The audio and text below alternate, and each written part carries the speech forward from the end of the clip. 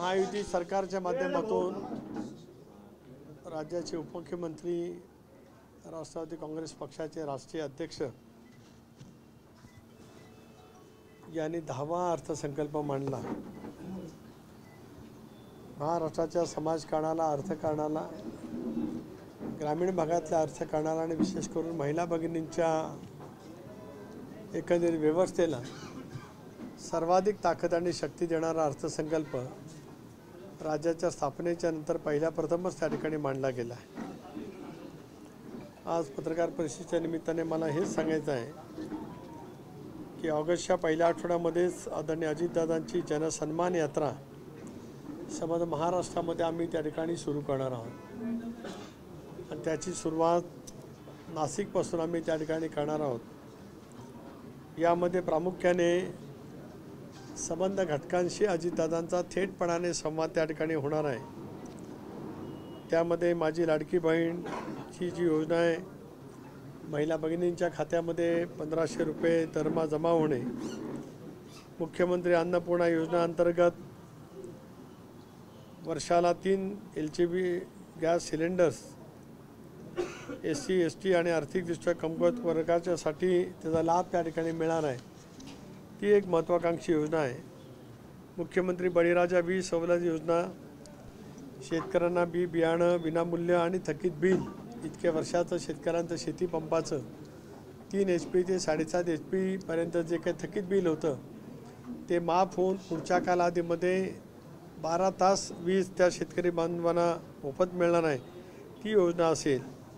आणि विशेष करून मुख्यमंत्री युवा कार्य प्रशिक्षण योजना, युवक आणि युवतींना दरमहा अर्हताप्राप्त विद्यार्थ्यांना 10,000 रुपये त्यांना प्रशिक्षणार्थी वेतन देण्यात येणार आहे। राज्यातील 10 लाख विद्यार्थी भगिनींना 10,000 कोटी रुपयाचं प्रशिक्षण वेतन त्या ठिकाणी दिलं जाणार आहे। आणि त्याचबरोबर ती मधल्या कालावधीमध्ये कापूस सोयाबीन उत्पादक शेतकऱ्यांचं जे काही नुकसान झालं होतं त्यांना प्रति हेक्टरी 5,000 रुपयाचं अनुदान त्या ठिकाणी दिलं जाणार आहे। समाजामधल्या या आर्थिक बदलाचं महत्त्वाचं उद्दिष्ट नजरेसमोर ठेवत राज्याच्या सरकारने या संदर्भामध्ये क्रांतिकारी निर्णय घेतला आणि त्याच माध्यमातून आदरणीय अजितदादा समजा महाराष्ट्रामध्ये जनसन्मान यात्रा त्या ठिकाणी करणार आहेत। जवळपास सर्वच विधानसभा मतदारसंघातून यात्रा जाईल। सुरुवातीच्या कालावधीमध्ये सर्व घटकांशी त्या ठिकाणी त्यांचा संवाद होईल। काही सत्रामध्ये शेतकरी वर्ग, कांदा उत्पादक शेतकरी असेल त्यांच्याजवळ संवाद होईल। समाजातल्या वेगवेगळ्या घटकांशी सुद्धा संवाद करण्याचा आम्ही त्या ठिकाणी नियोजित करतो आहोत आणि आम्हाला विश्वास आहे की या संबंध योजनेच्यामुळे जनतेच्या मनामध्ये फार मोठ्या प्रमाणावरती आनंदाचं वातावरण निर्माण झालेलंच आहे। परंतु विरोधक या योजनेच्या संदर्भामध्ये वेगवेगळी टीका टिप्पणी करण्याचा जो काही प्रयत्न करत आहेत, योजनेची फलश्रुती थेटपणाने महिला भगिनींच्या खात्यामध्ये ज्यावेळेला रक्कम जमा होईल त्या क्षणाला त्या दिवशी त्या ठिकाणी सुरू होणार आहे। या दृष्टिकोनातून सुद्धा आपण पाहिलं तर 31 ऑगस्टपर्यंत जरी अर्ज स्वीकारण्याची मुदत दिली असली तरी ऑगस्ट महिन्यामध्ये जरी अर्ज दाखल झाले तरी त्यांना लाभ जुलै महिन्यापासून म्हणजे पूर्वलक्षी प्रभावाने त्या ठिकाणी मिळणार आहे। या योजनेच्या बाबतीमध्ये काही शंका असतील तर त्याचंही निराकरण करणं, अधिक या योजनेच्या बाबतीमध्ये इतर काही बाबी असतील तर त्यासुद्धा समजून घेणं, असाच अजितदादांच्या जनसन्मान यात्रेचा त्या ठिकाणी हेतू आहे। आणि ही बाब स्पष्ट आहे की 2 महिन्यांनी आम्हाला सर्वांनाच महाराष्ट्राच्या निवडणुकीला सामोरं जायचं आहे। पण निवडणुकीला सामोरं जात असतानाच विकास, शिवशाहू फुले आंबेडकरांची सामाजिक समता, हा आमची राजकीय विचारधारा आणि मग जनतेच्या दृष्टिकोनातून घेतलेले अत्यंत महत्त्वाचे क्रांतिकारी निर्णय हे या माध्यमातून थेटपणाने सामान्य मतदारांपर्यंत कसे पोचता येतील, हाच या त्याच्या पाठीमागचा हेतू त्या ठिकाणी आहे। आज मी प्रदेशाध्यक्ष म्हणून माझ्या समेत माझे फ्रंटलचे सर्व पदाधिकारी 2 दिवस आम्ही नाशिकच्या दौऱ्यामध्ये आहोत। आता इथला झाल्याच्यानंतर मग देवाळ्याला होईल, मग सिन्नरला होईल, कोपरगावला होईल, संध्याकाळी येवल्याला होईल, उद्या सकाळी निफाडला आहे, नंतर मग दिंडोरीला आहे, असा पद्धतीचा दौरा मी त्या ठिकाणी ठेवलेला आहे। पुढच्या टप्प्यामध्ये इतरही ह्याच्यामध्ये सगळ्या मतदारसंघामध्ये ज्या ज्या ठिकाणाहूनही जनसन्मान यात्रा जाणार आहे त्या ठिकाणी त्याच्या पूर्वतयारीसाठी प्रदेश राष्ट्रवादी काँग्रेस पक्ष म्हणून आणि माझी सर्व टीम त्या ठिकाणी जाणार आहे। आजच्या पत्रकार परिषदेचा हेतू मी आपल्या सर्वांच्या समोर ठेवला। आपल्याला काय मोकळेपणाने संवाद करायचा असेल तर आपण करावा अशी विनंती आहे। साहेब, आपण जिल्ह्याचा आढावा घेतोय। आपण जर बघितलं तर जिल्ह्यामध्येच राष्ट्रवादी काँग्रेसची चांगली ताकद आहे। 6 आमदार सध्या विद्यमान आपले आहेत। त्यामुळे आता आगामी विधानसभेच्या पार्श्वभूमीवर आपण किती जागांची मागणी करणार आहोत, तेवढ्या जागा आपल्याला मिळतील का, विश्वास आहे? 3 दिवसापूर्वीच मुख्यमंत्री आणि दोन्ही उपमुख्यमंत्र्यांची बैठक झाली। आम्ही एक समन्वय समिती नेमतो आहोत। संबंध महाराष्ट्रामध्ये एकत्रितपणाने नियोजन करण्याच्या दृष्टिकोनातून जागा वाटपाच्या संदर्भामध्ये सुद्धा 1-2 दिवसामध्ये दिल्लीच्या केंद्रीय नेतृत्वाच्या जवळ आमची त्या ठिकाणी चर्चा होईल आणि ती चर्चा पूर्ण झाल्याच्या नंतर आपल्याला आम्ही त्या संदर्भातला तपशील त्या ठिकाणी देऊ।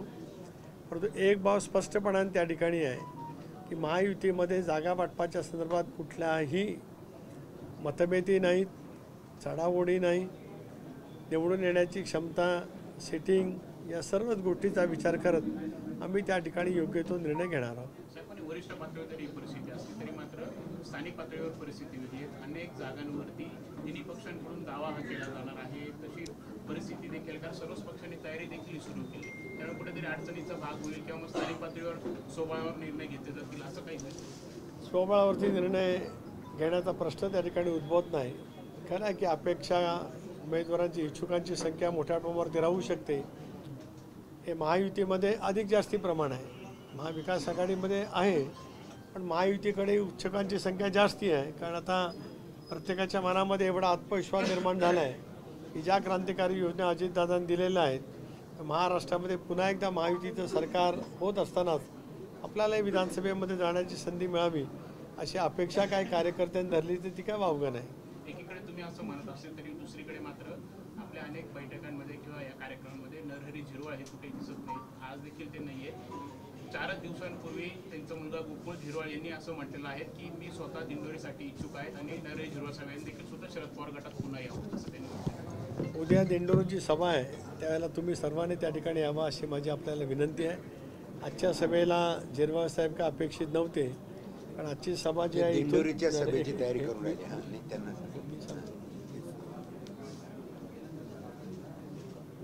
इथे आज सिन्नरला जायचं असल्यामुळे दिलीप काकांच्याकडे उद्या आहे म्हणून त्यांना या ठिकाणी बोलवलेलं आहे। त्यामुळे आता सर्वोच्चांच्या मतदारसंघात आता लगेच देवळ आले म्हणून त्या इथे नाहीत, उपस्थित नाहीत याचा अर्थ तसं नाही।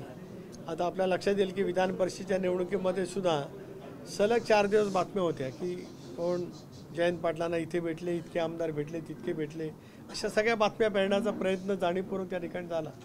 पण आपण पाहिलं की राष्ट्रवादी काँग्रेस पक्षाची सगळी मतं इंटॅक्ट राहिली, या उलट 7 मतं आम्हाला अधिक मिळाली आणि पहिल्या फेरीतच आमचे दोन्ही उमेदवार त्या ठिकाणी निवडून आले। त्यामुळे राष्ट्रवादी काँग्रेस पक्ष एकसंघ आहे। निवडणुकीच्या वेळेला एखाद दुसऱ्या ठिकाणी इकडे तिकडे होतं, परंतु उद्या आपण सर्वांनी म्हणून इथे यावं दिंडोरीला ही माझी आपल्याला विनंती आहे। आपल्या पक्षाचे आमदार चैतन्य तुपे आज शरद पवार साहेब यांचे व्यासपीठावर आज पुण्यामध्ये कार्यक्रम नाही, काही कार्यक्रम सामाजिक कार्यक्रम असतात, कोणाच्या व्यासपीठावरती कोण गेलं म्हणजे काही विचार बदलले असं नाही। मी सांगितलं ना, विधान परिषदेच्या निवडणुकीच्या वेळेला तर असं सांगण्यात आलं होतं आमचे एक उमेदवार 100% पडणारच आहेत, तर ज्याने उमेदवार उभे केले त्यांना 12च्या पुढे जाताना आलं। त्यामुळे कोणाच्या बाजूने कल आहे तो आपल्याला पाहायला मिळाला। साहेब, तुमच्या दिल्लीच्या निवासस्थानी जी बैठक झाली त्यामध्ये कुठेतरी अशी देखील चर्चा रंगली की जेव्हा आपला गट भाजप महायुतीसोबत जाणार होता तेव्हा 10 बैठका झाल्या, अजितदादा मास्क लावून द्यायचे वगैरे असे त्यांनी अनेक गप्पा ज्या आहेत त्या दिल्लीबद्दल काल दिवसभर दिल्लीमध्ये अजितदादा त्या ठिकाणी होते। भारत सरकारच्या वेगवेगळ्या विभागाच्याकडे वेगवेगळे प्रश्न होते, त्यासाठी ते आले होते। त्याच्यातल्या 3 शासकीय बैठका संपल्या आणि नंतर माझ्या निवासस्थानी ते होते। त्याला दिल्लीतल्या पत्रकार मित्रांनी मला विनंती केली की दादांच्या जवळ त्यांची भेट आहे घेणं, त्यांची इच्छा व्यक्त केली, अनौपचारिक चर्चा व्हावी। पण किमान 1 तास माझ्या विनंतीनुसार दादांनी मान्यता दिली। 1 तासभर गप्पा झाल्या, खूप खेळीमेळीच्या वातावरणामध्ये गप्पा झाल्या। त्याच्यामध्ये जे दादांच्या मोकेपणाच्या स्वभावाप्रमाणे जे काय बोलायचं होतं ते बोललं. ते आज मला असं वाटतं अनुपस्थित चर्चेचा तपशील आज आपल्या सगळ्या वाहिन्यांच्या वरती फिरतोय. बरं आहे. काय नाही म्हणजे मास्क आणि वेगळाच पुराची ते काल ज्या पत्रकार मित्रांजवळ बोलले दादा, त्यांच्याकडनं याच्याबद्दलची तुम्ही जास्ती माहिती घ्या. तुमच्या मनात बागला होता पण बोलले ते आणि ऐकलं त्यांनी. तुमच्या मनात महाराष्ट्रासाठी कपट होता अशी टीका आधी संजय राऊत यांनी केली. कधीपासूनच तुमच्या मनात कपट होता महाराष्ट्र संजय राऊत, म्हणून तुम्ही सत्तेमध्ये येण्याआधीच तुम्ही भेट चालू होती तुमची, 10 वेळा तुम्ही जाऊन आले अशी संजय राऊतांनी टीका केली आहे. एक असं आहे म्हणजे संजय राऊतांना असं म्हणायचं की 10 वेळ दादा आधी भेटले तर कपट म्हणत. महाराष्ट्र म्हणून कपट. संजय राऊत हे विसरतात का 2019 सालामध्ये ज्या वेळेला शिवसेना आणि भारतीय जनता पक्ष एकत्रित लढला आणि या संजय राऊतांनी पवारसाहेबांच्याकडं जात आणि काँग्रेसच्याकडे दार झिजवत त्या ठिकाणी जी का महाविकास आघाडी स्थापन केली, मग त्याला कुठला शब्द वापरायचा? याच टर्ममधला आहे ना ते. 2019ची विधानसभेची निवडणूक मी चुकत नसेल तर शिवसेना आणि भारतीय जनता पक्षाने एकत्रित लढवली होती. त्यामुळे जनतेचा कौल त्यांच्या बाजूने होता. त्या जनतेच्या कौलला छेद कोणी दिला, मग ते कपट कोणाचं होतं याचं उत्तर संजय राऊतांनी द्यावं.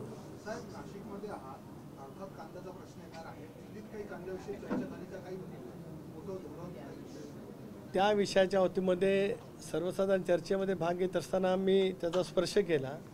परंतु आता पुढच्या आठवड्यामध्ये प्रत्येक विभागवार ज्यावेळेला चर्चा होणार आहे त्यावेळेला आम्ही विषय त्या ठिकाणी मांडू. एनडीएच्या खासदारांची बैठक झाली त्यावेळेलासुद्धा विषय त्या ठिकाणी मांडला गेला आहे आणि मला विश्वास आहे की या अधिवेशनामध्ये लोकसभेच्या या कांदा उत्पादक शेतकऱ्यांच्या दृष्टिकोनातून भारत सरकारकडनं योग्य ती पावलं उचलली जातील. साहेब, निधी वाटपावरून कुठेतरी भाजप आणि आपल्या नेत्यांमध्ये वाद आहे बघायला मिळतात. आपले शेजारी असलेल्या कोकाटे साहेबांच्या मतदारसंघात असं एका स्मारकावरून देखील गिरीश महाजनानं ते नाराजी व्यक्त केली आहे.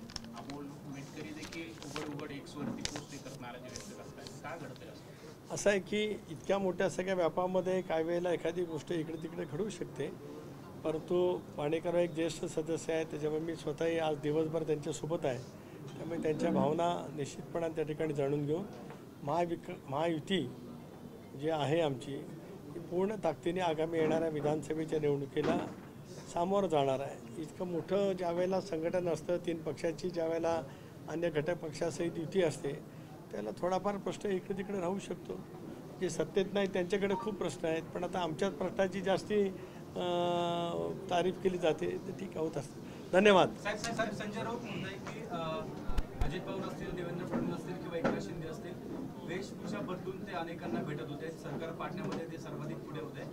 त्यांनी रंगमंचावर त्यांना कुठेतरी स्थान मिळावं किंवा मी चांगला लेखक आहे, मी त्यांच्याविषयी चांगलं लिहू शकतो असं संजय राऊत म्हणताय. संजय राऊतांचं अलीकडचं लिखाण कसं आहे ते सर्वजण महाराष्ट्रातली जनता पाहते आहे. तेव्हा आता त्यांच्या लिखाणाच्या बद्दलची पहिली वाचकांची जी ओढ होती ती आता पूर्णपणाने उलटी झालेली आहे आणि त्याच्यामुळे त्यांना रोज सकाळपासून एक नॅरेटिव्ह सेट करण्यासाठी पत्रकारांना भेटावं लागतं. ही त्यांच्यावरती आलेली पाळी आहे. धन्यवाद.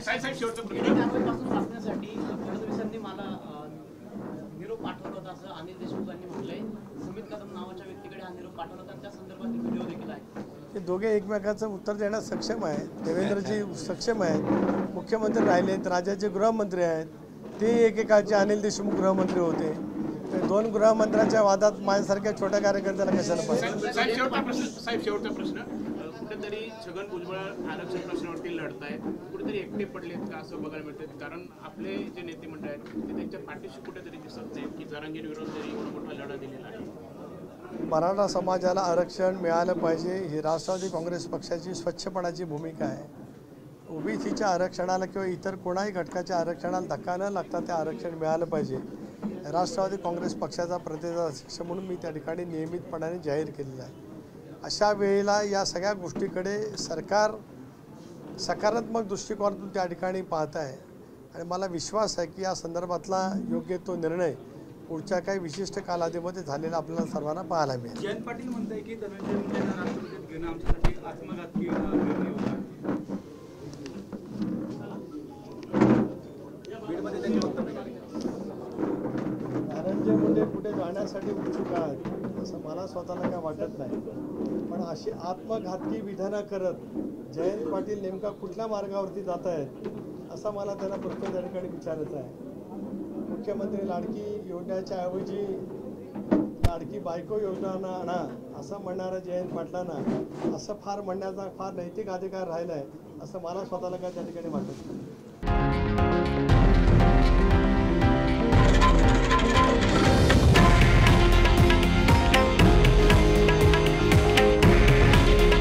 हे आहे देशातील नंबर 1 न्यूज नेटवर्क आणि आपण पाहत आहात TV9 मराठी. काळजी तुमची, हित महाराष्ट्राचं.